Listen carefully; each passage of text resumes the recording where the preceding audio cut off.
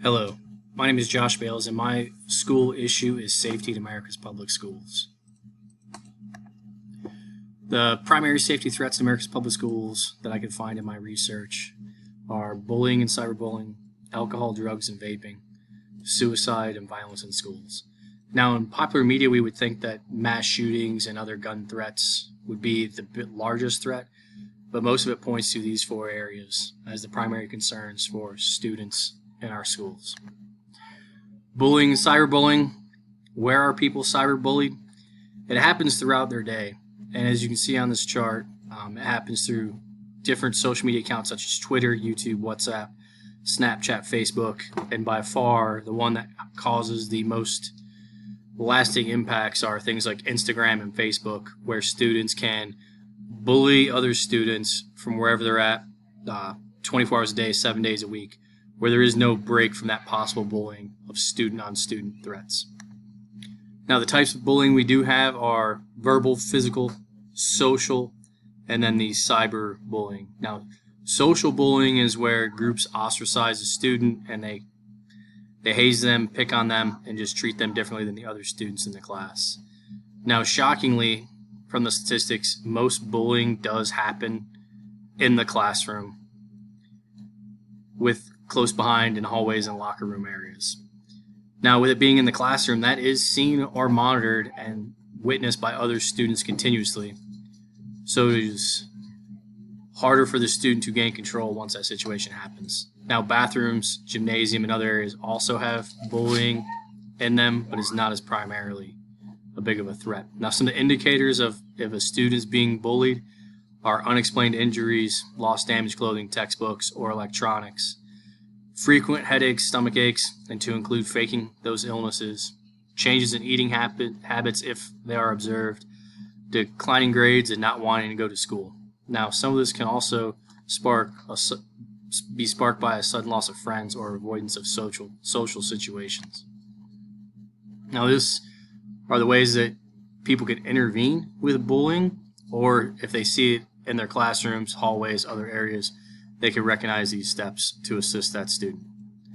As you can see, the first one is be aware and pay attention. Know what's going on with your students in your classroom, students in the hallways, and other areas. And if you recognize this is a problem, don't ignore it. It's not going to go away. It's only going to continue to grow as a problem. If you are able to, act immediately on it. Remain calm and control. Don't try to sort things out on the spot, because that can only escalate the situation. And if you do not try to resolve the bullying on the spot and trying to control it or give advice, that can only also make it worse for the student being bullied.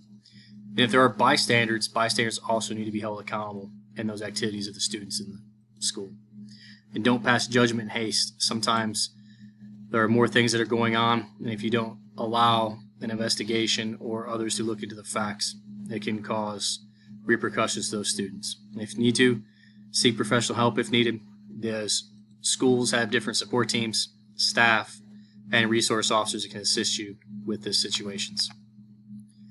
The next issue we'll discuss is alcohol, vaping, and drugs. Some of the signs of these are very similar, but some of the others have their own specific entities. If you can see on these statistics, it's pretty shocking that the level of alcohol, drugs, and vaping that happens in the students within our schools. Vaping indicators, the primary one that is separate from the others is the vapor's tongue. The vapor's tongue happens as if students are vaping significantly. It can change their taste buds to where they have a different taste sensitivity, so they might put more salt, spiciness, and things on their food to continue to eat it. Now, they also may have a reduced caffeine intake because they'll be mixing the different chemicals in their body, and they might not want to have as much of it at one time. Another thing that is an indicator of unfamiliar USB devices, as a lot of the vaping devices can be charged similarly to a cell phone, and it just doesn't look right. Drug indicators, change in performance in school, skipping school events, change in moods, adopting new friends and groups, and if parents and teachers just sense that that student is off, that it's not a normal behavior pattern, or that they have different demeanors in the classroom. Alcohol indicators, maybe a change in academic performance again, and possibly smell of alcohol, glazed bloodshot eyes, flushed skin, and unexplained needs of money. Now, the best ways to intervene in alcohol, vaping, and drugs in the school for parents is to stay involved. It shows here pretty much is just if parents stay involved with their students and aren't afraid to spend time with in-person time with them to see what is going on in their lives, asking specific hard questions about what is going on, meeting their friends, talk to the friends' parents, talk with school staff, and check in online. For educators, it's some of those same things, but you want to continue to be a source of good information if students do ask any questions about this, and provide good information while you are giving any kind of training on these topics. If you show continuously that you do care about their well-being, it can help intervene in these situations. And if they do approach you to talk about any of these topics where they do not want to participate, help them build an exit plan to get away from these harmful behaviors. Teen suicide is also a significant threat to our students' safety, as it can be impacted by things like the bullying and cyberbullying. And this is a possible outcome that these students see away from those situations.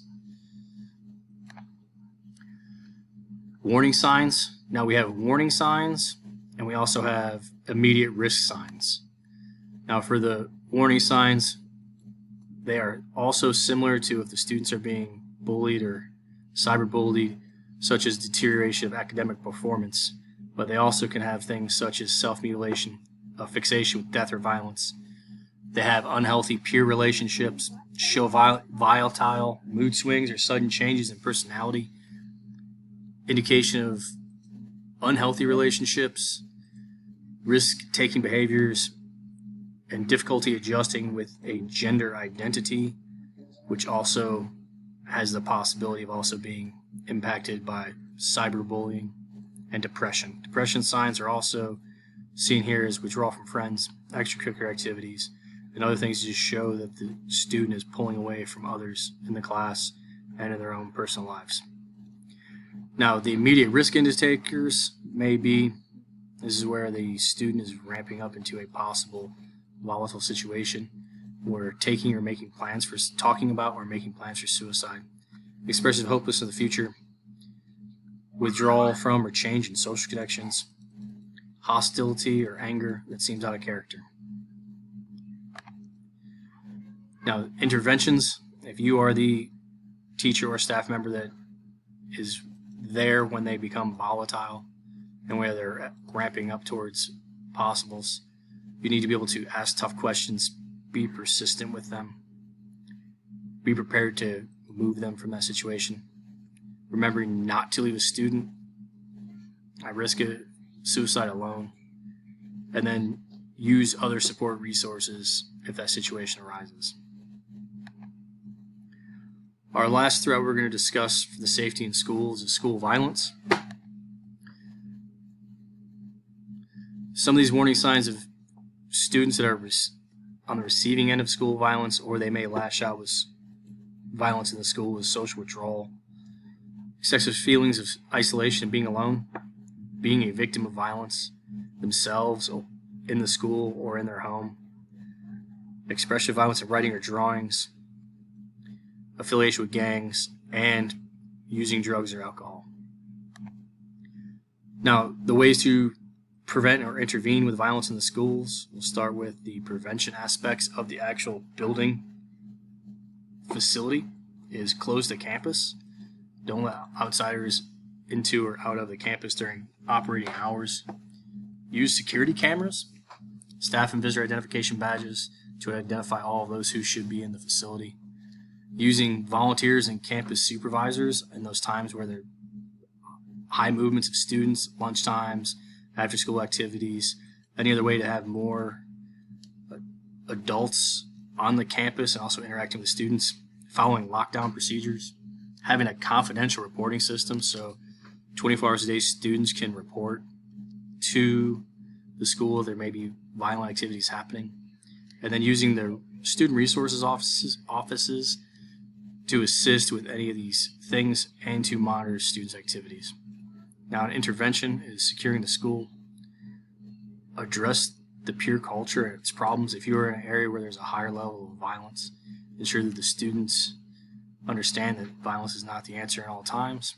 Involve the parents in making the school safer, such as PTA, different teachers and parent organizations where they're in the school and understand what's going on.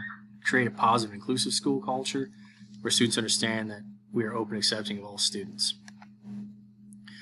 So, looking at some of these threats to our students: bullying, cyberbullying, alcohol, drugs, and vaping, suicide, and violence in schools. There are a lot of overlaps with the warning signs and what is happening with the students. So as a teacher, if you are aware of these things, you may be able to intervene before things become out of hand or a student is hurt.